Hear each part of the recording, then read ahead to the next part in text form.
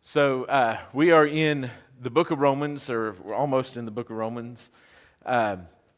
And last week we talked about the epistolary form, or the form of letters, kind of the greeting, the prayer, the body, the concluding greetings. And I said we're going to get into a bit of a timeline. And the reason why I do that is because it's the occasion of the letter. What was going on in Paul's life that prompted him to write Romans? What was going on in Rome that prompted him to write Romans? I've not dealt so much with those who were written to, because Larry did that a few weeks ago.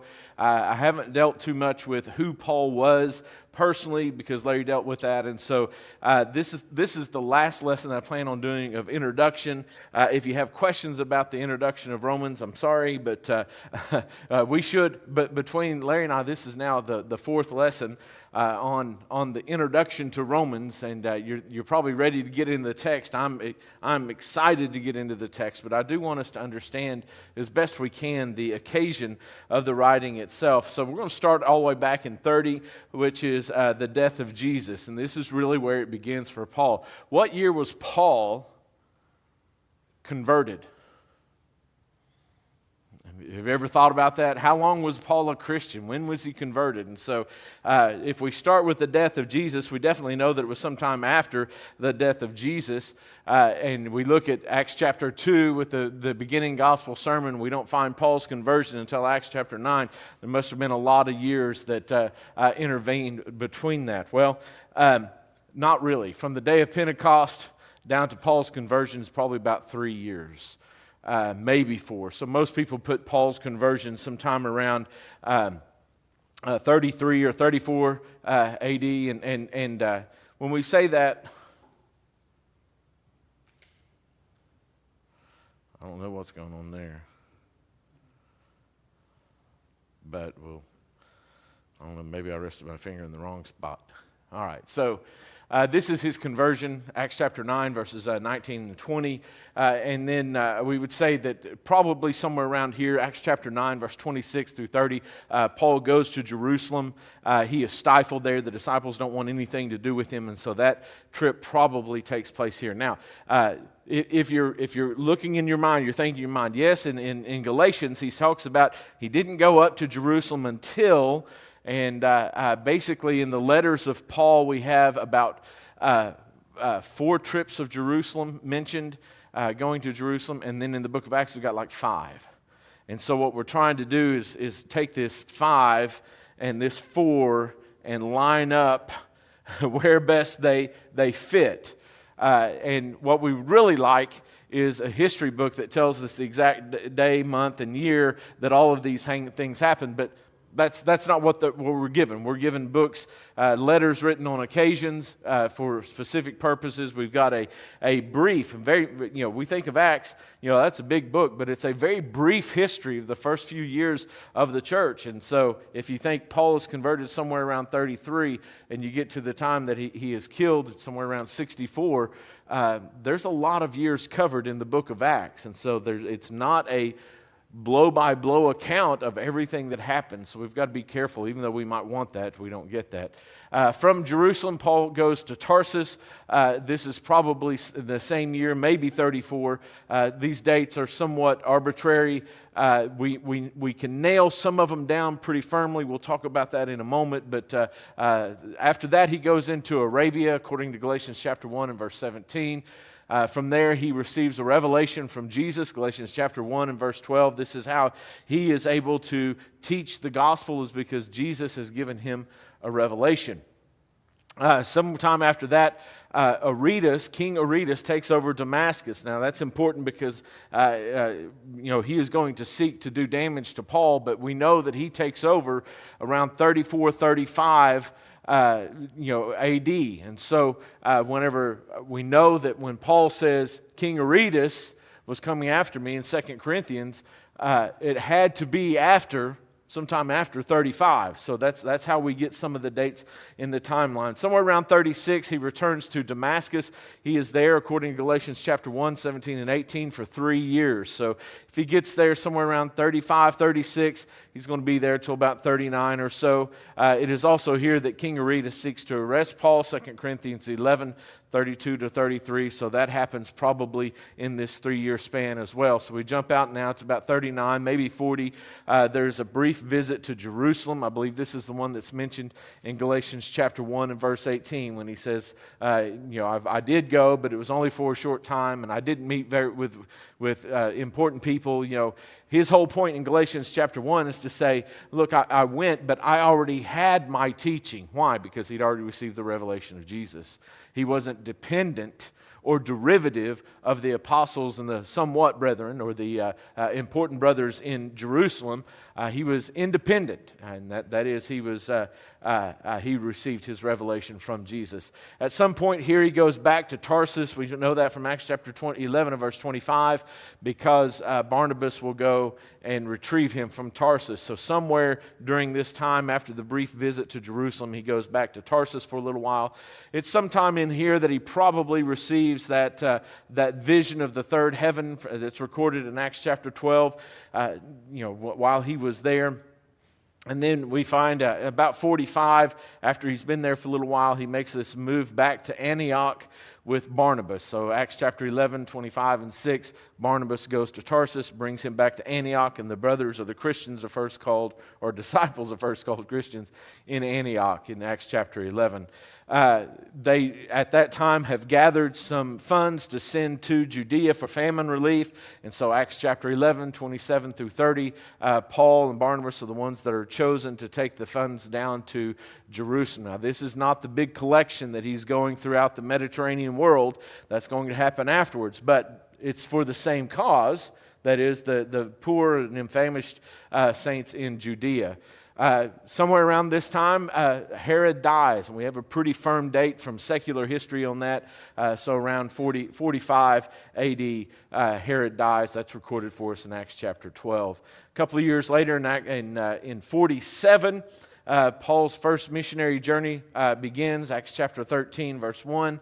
After a couple of years for the actual missionary journey, he returns back to Jerusalem for what we often refer to as the Jerusalem Council. Now, Galatians chapter 2 talks about a meeting in Jerusalem, and that, is that meeting in Jerusalem the same as the meeting in Acts chapter 15? There's a lot of similarities between them. There's no doubt. But I think there's enough differences between them that it's probably not the same meeting. And the main reason is, what was the result of the meeting in Acts chapter 15? What did they decide to do? They added nothing to them except stay away from idols. Okay. And how did they convey that? Do you remember? They wrote a letter, right? They wrote a letter that this is what the conclusion was. This is what the Holy Spirit guided the leaders of the church at that time to do, and it was not to add anything to their burdens, just stay away from things strangled, don't eat blood, right? And so this issue comes up in the book of Galatians, and Paul doesn't mention it. This is a letter sent by the leadership in Jerusalem to go with Paul to defend bringing Gentiles into the church. He's writing a letter to defend bringing Gentiles into the church. He didn't say a word about that letter. What would that suggest then? Paul forgot about it. Paul didn't like the letter or didn't think to mention it. Or maybe Galatians was written prior to. In other words, I think that Paul probably wrote Galatians around 47, 48, toward the end of his first missionary journey. I believe Galatians was the first of any of Paul's writings. I believe it's that one. In contention with that, some believe that it was 1 Thessalonians which is also very early. But I think because of the absence of the mention of the letter from James in Jerusalem about the conflict over Jews and Gentiles, because it's not mentioned in Galatians, I generally believe that was probably written prior to this Jerusalem Council in 59. Now, not anything to fall out of fellowship over. If you think Paul just didn't need to mention the letter and that's why he didn't mention it, that's fine too. But that's a pretty big thing to leave out if that letter was written specifically to the issue that you're writing about in the book of Galatians, to leave that off. There was a return then to Antioch. And then, of course, there's the contention at the end of Acts 15 between Paul and Barnabas. And they begin on their second missionary journey. Sometime in this second missionary journey, they get to Corinth, right? And at the end of Acts chapter 18, Paul leaves Corinth. What was happening in Corinth at the end of Acts 18, about verse 20 or so, before he leaves? What happened? He's brought before the proconsul, who is named Gallio, right? Gallio. And we actually have an inscription. This is referred to today as simply the Gallio inscription. And it mentions him by name as being a proconsul of Corinth. And he gets there in the summer of 51 and he leaves in the summer of 52.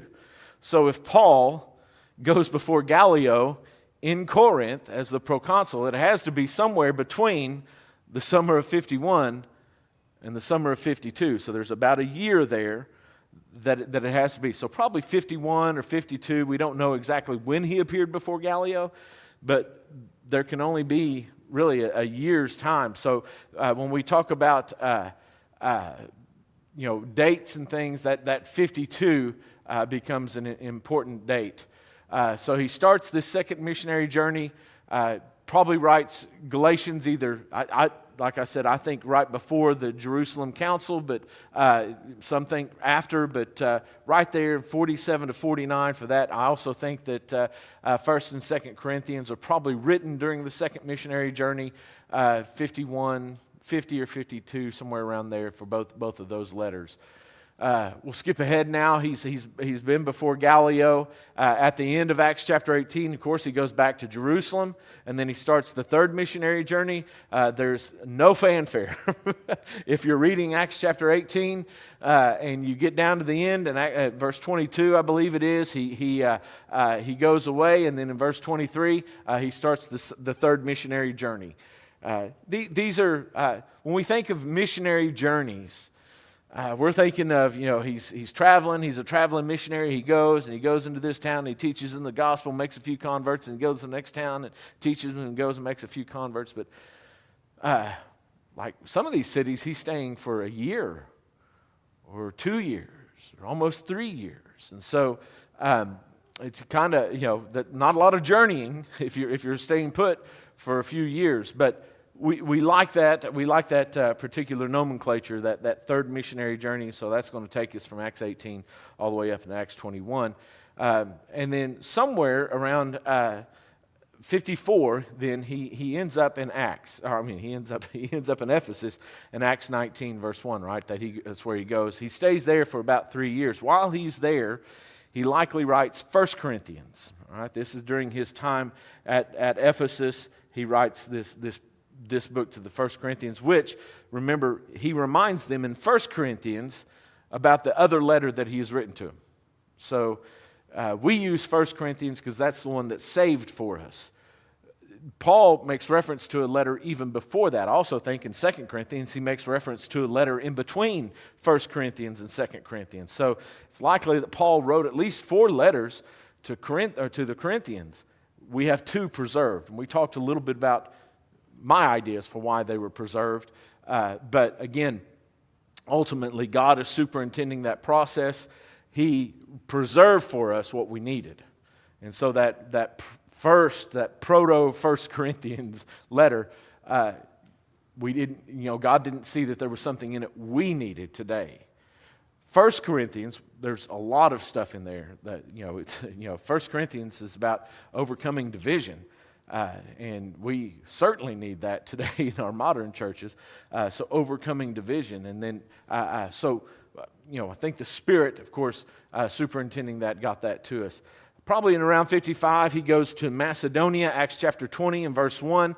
It is from there that he probably writes 2 Corinthians ahead of himself because he's heading that way. Then he goes to Corinth, in Acts chapter 20 and verse 2. Again, not a lot of fanfare here. It's one verse, the next verse. He was in Macedonia, then he's in Greece. And a principal city in Greece, of course, is Corinth. And he writes from Corinth, I believe, the book of Romans. And so there's where your date for the book of Romans comes. Now, again, we know 51, 52 for when he was in Corinth on the second missionary journey.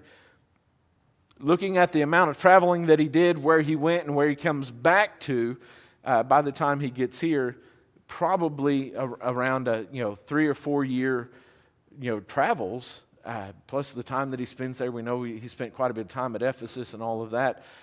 So probably Romans, if you're going to put a date on Romans, somewhere 52 to 57. I know that's kind of a wide gap, but that's pretty narrow, really, because there's things that we just don't know. But I like that for a date. I put 55 just because I think it fits the timeline pretty well. But again, if he went before Gallio in 51, you might move that back a year. If it's toward the end of or the summer of 52, you might push it forward even up to 56. At that point then, Acts chapter 21, he takes this journey to Jerusalem in 57. By 58, you see that he goes through his arrest, and then he's going to go on to trials. The trials will last a little while. There's a trial before Felix, of course, in Acts 24. Probably by 60, remember, Felix was there for about 2 years waiting on a bribe that he might get out. It doesn't happen, so Festus comes into power, Acts 25, and then Agrippa, of course, wants to hear, that he makes an appeal to Caesar, and then Agrippa shows up and wants to hear about Paul too in Acts 26. And then ultimately Agrippa says, well, while he's an innocent man, he's already appealed to Rome, so he's got to go. So he goes. So this is around 60. There's a journey to Rome. It takes a little while. Remember, they end up on the island of Malta. But he gets there probably toward the end of 60. Remember, they were sailing at a poor time, or the beginning of 61, we might say. And he's in prison. Now, I personally believe that there were 2 imprisonments of Paul. Now, not everyone believes that. Acts just finishes with Paul under house arrest in Acts chapter 28. But there's places that he mentions in 2 Timothy that Acts doesn't mention in his journeys at all, where he left certain things and things like that. And so it's believed, and I think pretty common, that he probably got out of prison for a short time, and that's where he went to these other places that he mentions in 2 Timothy, and then he's back in prison a second time. Now, you may not believe that. You may say, well, we don't see anything where he says a second time in prison or anything like that, and that's fine. But we do know that when Paul was in prison, he writes Colossians, Philemon, Ephesians, and Philippians. And so these books are written at that particular time. Then if he is released from prison, and I'm going to say that's a question mark, but probably around 62, he's not out for very long. And the question is where does he go? In Romans, in the book of Romans, where's Paul's ultimate goal from Romans? Where does he want to go? Spain. And so there's a question. If Paul was released, did he go to Spain or did he go back east? And so there's traditions that say both. There's some traditions that put Paul in Spain for a little time, and there's other traditions that put Paul in the east, back in the Greece, Achaia, and things like that. Again, because of 2 Timothy, I think that he probably went back east and visited some of those places. But anytime that he's released, and it's during that time, that short period of release between prisons, that he would write 1 Timothy. And then, of course, by 62, he is back in prison, the second Roman imprisonment, we might say, probably when he writes Titus and 2 Timothy both. And then I believe he was joined by Peter. Again, I know, traditionally in churches of Christ, we say Peter never went to Rome. Why do we say that? Huh? Paul or Peter? Paul, yes, but we in the churches of Christ, we generally pick up on this. We say, well, Peter was never in Rome, never went to Rome. What? So he can't be the bishop of Rome. Exactly right. I think it's more. It's not biblical. It's not from the Bible that we get that information. It's because we want to make sure people know Peter was never the bishop of Rome or Pope of Rome or however you want to look at it. And so if he was never in Rome, then he could never be the bishop of Rome, right? But he can go to Rome and still not legitimize, being the papacy. He can still go to Rome. And I do think when you come to 1 Peter 5 and his reference to Babylon, to her that is in Babylon, I think it's a reference to the church. And I think Peter is there, and he's probably writing from prison. And last week, my idea is I think Paul and Peter are sitting next to each other. I think Paul has told Timothy, bring my books, and he gets his books and he's showing Peter, look, this is the letter I wrote to the Romans, or to Rome. This is the letter I wrote to the Corinthians. This is the one I wrote to Colossae. And he's showing him his books, his scrolls, his parchments. And Peter, he's reading them. He's going, wow, this is fantastic. And then when he writes his second letter, he's talking about the scriptures of Paul that people are wresting to their own destruction or twisting to their own destruction. Because Peter had seen those scriptures, I think. Now, again, that's a little bit of speculation there. Believe it, don't believe it. There's not biblical proof of that. But I think it fits the timeline and what is happening pretty well. And so then somewhere around 64, there's a fire that sweeps through Rome, and Paul is beheaded by Nero at that time, so 64. Now, and I don't know why I neglected to put it in here, but somewhere around 49, Claudius, remember, expels all the Jews from Rome because there is conflict over one Christus, right? And it's probably a misspelling of Christos, Christ. They're fighting, the Jews and the Christians are fighting amongst themselves, the way that they would look at it, amongst themselves. And so it's just, we don't want that kind of bitterness in our city. Every one of you leave. And so Claudius, and the edict of Claudius around 49, kicks all of the Jews out of Rome. And does that mean all the Christians leave? No. There are Gentile Christians that get to stay in Rome.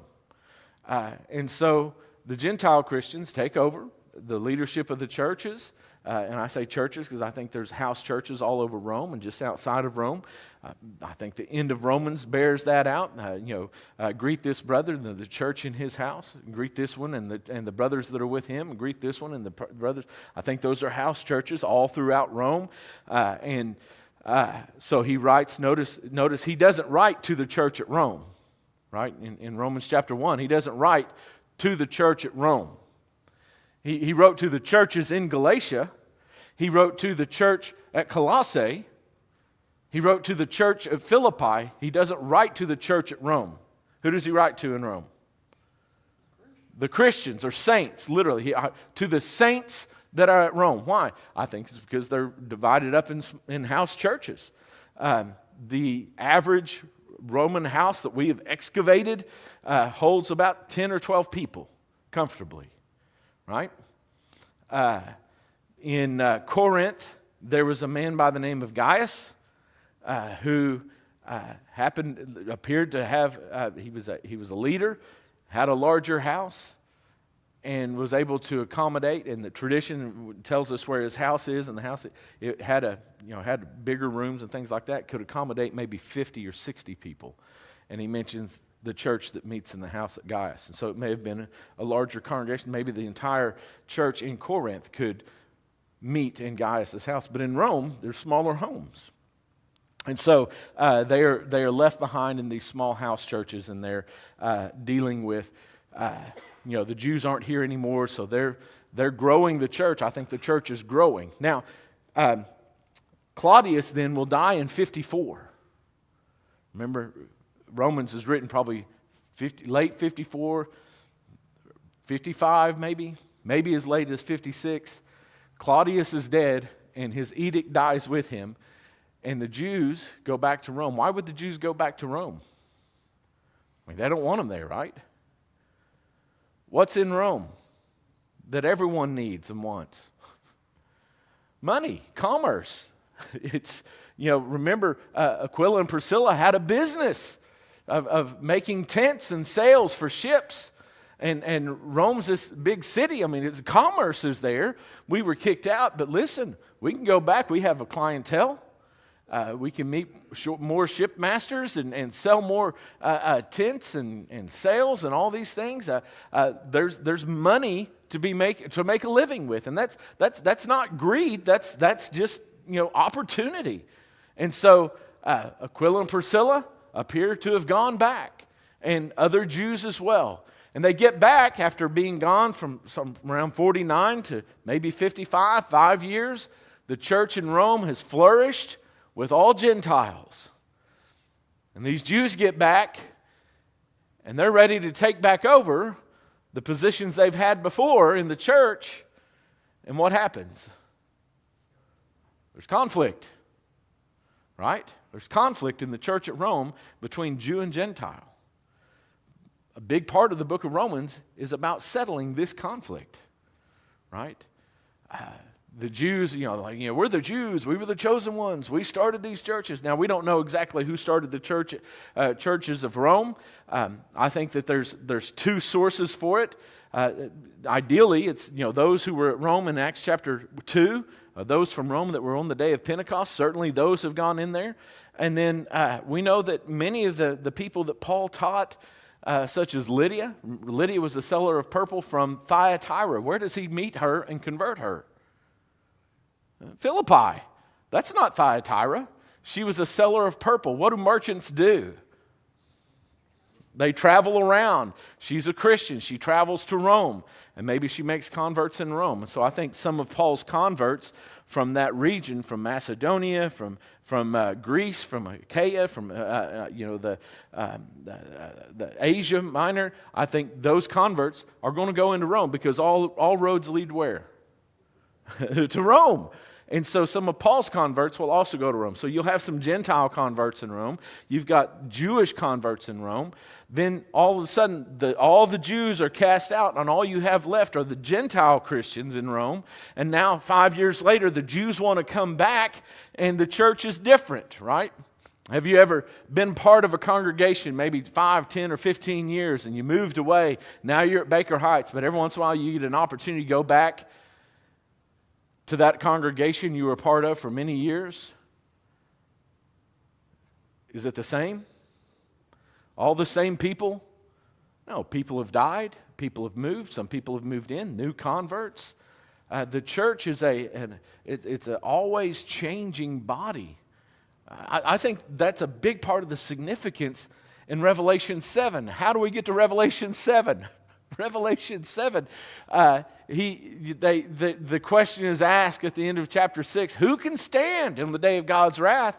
And he goes through, there's 12,000 from the tribe of Judah, and there's 12,000 from the tribe of Levi. The 12 goes through all the 12,000, right? We get the 144,000. And then he says, and then I looked, well, who are the Judah and Benjamin, and who are those people? They're Jews. Right? And they're definite numbers. Have you ever noticed that? 12,000, 12,000, 12,000. It's because all of those that were saved under the Jewish system, that will ever be saved under the Jewish system, are done. It's completed. We can count them. 12,000, 12,000, 12,000. But then he looks and sees another multitude, which is what? Innumerable. Many nations, right? It can't be numbered. You think God, who knows the number of hairs on my head and the number of grains on the seashore, can't count the number in the church? Why is it innumerable? Because it's always growing and changing, right? That's the church. There are people today that are being saved under the Christian system that are being added to the very number that John was looking at in Revelation 7. It's changing. The Jews show up at the doorstep of the churches of Rome, And it's not the same. Some of them were leaders. And now they're newcomers. And there's conflict. And Paul is writing to deal with it. So that's the history of what's going on in the world, and in Paul's world specifically, that prompts him, I think, to write this letter. And so we talked about the occasion of the letter last week, but I think that's the occasion. That's what's happening. And he writes this letter. Let's look for just a moment. Any questions or comments on the timeline? And you can disagree with me. I'm not offended by that. Kind of get you an idea. I just want you to picture. I like doing dates because they firmly fix it in our mind, right? When we say, there was a Continental Congress in 1787 in Philadelphia. It's a date, right? We can go back in our history books. We look at that date. Or we talk about, December 7th, 1941. That's a date. It's real to us when we put a date on it. Well, these are real events that happen in our timeline. Our timeline. They're a date in our timeline. Yeah, they're a few years before us, but it's real. And that's what I want to establish. So let's look at some of the purposes of Paul's letter writing. Some have suggested that Paul that Paul is here writing some theological essay of Christianity. A lot of commentaries. There's no real concern for the situation or the occasion that is present in Rome at that time. Paul's just writing down his theological essay. Everything that he believes. It's a doctrine of salvation. It's Paul's gospel. He refers to it as my gospel. His gospel was needed everywhere for every time, and therefore, he's writing it down so that it gets to posterity, right? But there's a little bit of a problem with this idea of it being a systematic theology, is because there's too much that's not there, right? We start talking about major doctrines within the church, right? Well, if I ask you major doctrines in the church that we teach and hold to, salvation is obviously one of them, but are there other major doctrines that we hold on to that we see as being essential to the church? Eschatology, the doctrines about the end of time, right? Paul doesn't talk much about eschatology in Romans. He does in 1 Thessalonians, 2 Thessalonians, but not really to the Romans. What else is a major important doctrines of the church? All right, worship. We come together on the first day of the week. What do we do when we worship? Well, we sing. How much does Paul talk about singing in the book of Romans? How much does he talk about the Lord's Supper in the book of Romans? If it's a systematic theology, it's got huge gaps. I don't think Paul is just trying to get a theological essay out into the world. So the other idea is that Paul is addressing a particular situation, and I think that that situation is the idea of the Jewish Christians coming back to Rome and bumping up against the wall of the Gentile Christians. Some have suggested that Paul is simply addressing a personal need, that Paul felt more compelled. Maybe he is, we know that he's wanting to go to Rome and eventually to Spain. He's hoping that once he gets to Rome, that they will support him in his mission to Spain. Now remember, this is 10 years before he dies.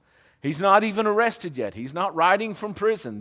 Right now, Paul has free course through the Roman world to teach the gospel. His intention is to go all the way to Spain, but I need a new jumping off point. I've been coming from Antioch, but Antioch to Spain is a long way. If I can come to Rome and jump off from Rome to Spain, man, that's a whole lot easier. And if I can do that and you support me in it, that's mission work, right? We get missionaries that come here and say, hey, look at the work we're doing in Zambia. Look at the work we're doing in Eastern Europe with the Bibles. Look, we have missionaries that come and present their case, and then we look at it and we say, man, that's great. We want to be a part of that. Paul's wanting Rome to jump on board with his Spanish mission.